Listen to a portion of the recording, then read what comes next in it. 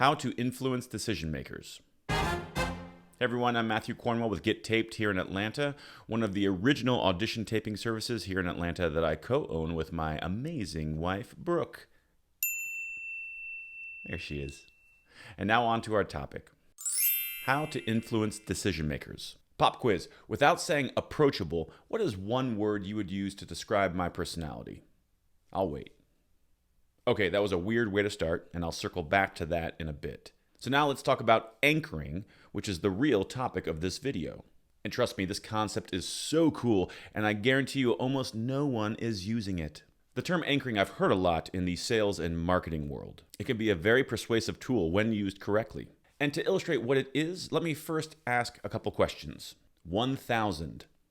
Do you think the Beatles had that many chart-topping hits? Spoiler alert, the answer is no. But now that you know that it's less than 1,000, what's your best guess? Now here's the second question. 10. Do you think my wife, Brooke J. Taylor, has 10 IMDb credits? Well, again, the answer is no. She has more than that. But now that you know that it is more, what's your best guess to how many credits she does have? And so now, what are your two guesses to those questions? If we were doing this experiment in person and I was able to gather all of the answers, I would predict the vast majority of you would have guessed higher for the Beatles question than you would have for the Brooke question. Perhaps for the Beatles question, you guessed around 40 number one hits. And for Brooke's IMDb credits, maybe you guessed around 20 or 22. Sound about right? Well, in fact, there were 20 number one hit singles on the Billboard chart for the Beatles, and Brooke has close to 50 credits on IMDb as of this recording. So what happened? Well, by anchoring your brain to these different numbers, I was able to influence what your guess was going to be.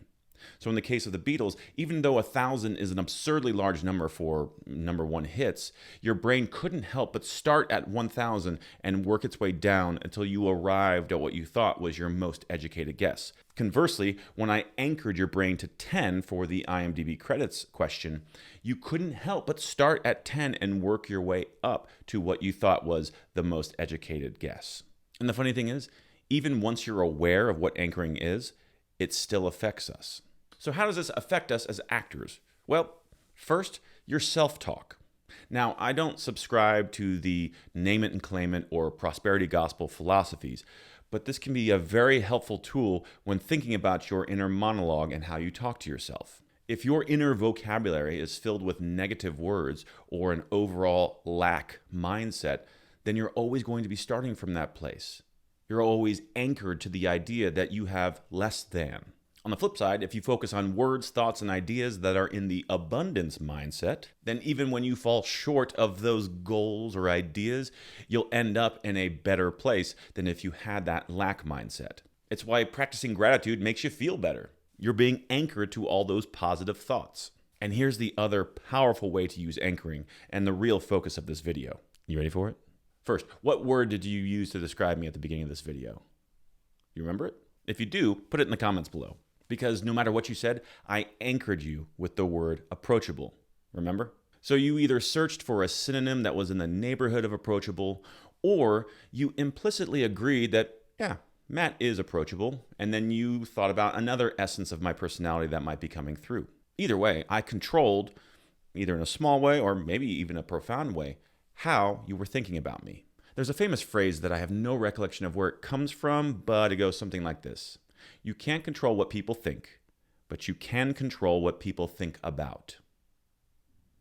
You can't control what people think, but you can control what people think about. So by anchoring you with the word approachable, when you think about me, you can't help but unconsciously start with the idea that Matt is approachable. As an actor, can you see how powerful this is? In an audition session or a callback with the director or when you're on set? If you can anchor the buyer or the decision maker or that director when you're on set to a specific idea of how to think about you, wow, you can control the experience a little bit more. For instance, if you see that the director is struggling for words to give you when they're redirecting you, or they just say something that is clearly unhelpful, then you can offer up a word or phrase to anchor their thoughts and help move that process forward. So instead of just nodding your head in agreement or saying, yep, I understand, you engage them in a quick dialogue that anchors them to your thoughts, your words. not theirs. Because oftentimes, and I'm speaking from over 15 years of redirecting actors in my own career, the words that come to a decision maker's mind on the spot aren't always what they mean. It's well known that the emotional center of your brain and the language center of your brain, ironically, don't communicate very well, especially in the heat of the moment. It's why we've all experienced that phenomenon of getting a feeling about something or someone, but not being able to articulate that in words. So when a director is short for time on set or at a callback, they're quickly trying to put words to those thoughts.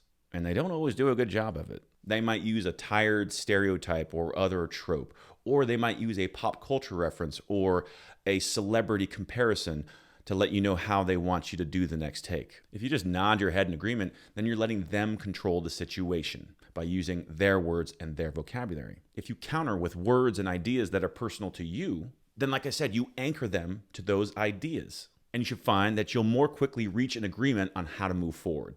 Because I don't know about you, but I've had experiences where I've just nodded my head in agreement, and then the subsequent take still didn't give them what they needed.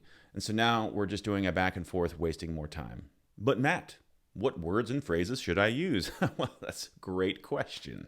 Well, it should be words and phrases that are very specific to you. Additionally, they should be words and phrases that everyone else would agree are accurate to describe you, that feel authentic when describing you. For example, I think everyone watching would agree that I have the quality of being approachable.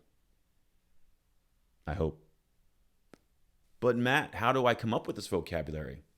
That's another great question. Well, you could try to do this on your own, but the problem is finding a set of words and phrases that don't just feel personal to you, but that everyone else would agree with. Not an easy task. But if you've already been through the Sam Christensen Image Process, then you already have these tools right at your fingertips. It's just another one of the many benefits that people get after going through this career-changing process. And if you're still watching and you haven't taken advantage of the Sam Christensen Image Process, then check out the show notes below.